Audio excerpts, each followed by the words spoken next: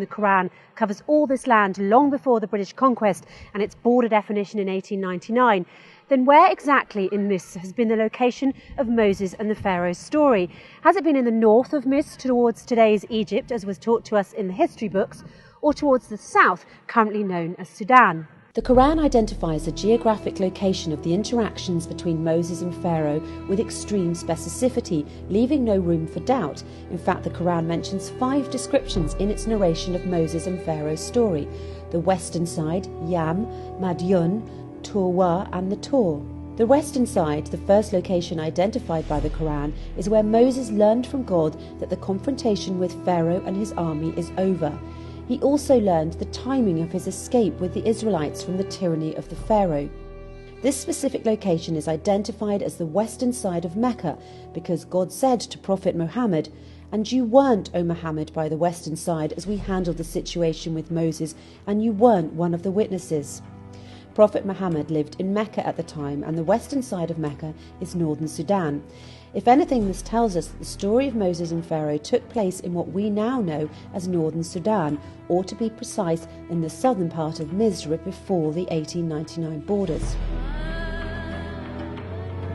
By the way, it's worth noting here that back then there was not the land that is now called North Sudan. It was known as the Nubian Kingdom of Kush.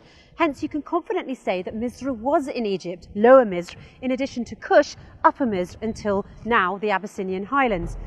Kush was the home of people of dark skin called the Kushites, who built a strong civilization economically, politically and spiritually. In fact, the people of Kush built around 300 pyramids compared to the 60 pyramids built in Lower Misr, Egypt.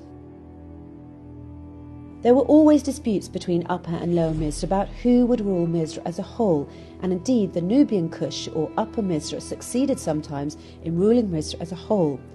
Eventually, the Lower Misr, Egypt, succeeded afterwards to control the reign of Misr as a whole.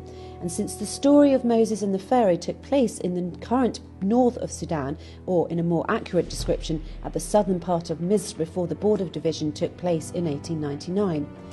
This then means that the story of Moses and the Pharaoh took place in the land of Kush, or in the Upper Misr region, and that the Pharaoh that was referred to in the Quran is a proper noun for one of the kings of Kush, or Upper Misr, that is currently north of Sudan, and not Ramses II, the king of Lower Misr, Egypt, as narrated in some history books. In the Quran, Pharaoh says, "Aren't I the ruler of Misr, and these rivers are running beneath me, can't you see?" If we refer here to Egypt, Lower Misr, as we know it today, it is only one river, the Nile. Nevertheless, the Quran is referring to Upper Misr, which has many rivers. This again implies that the story of Moses and Pharaoh took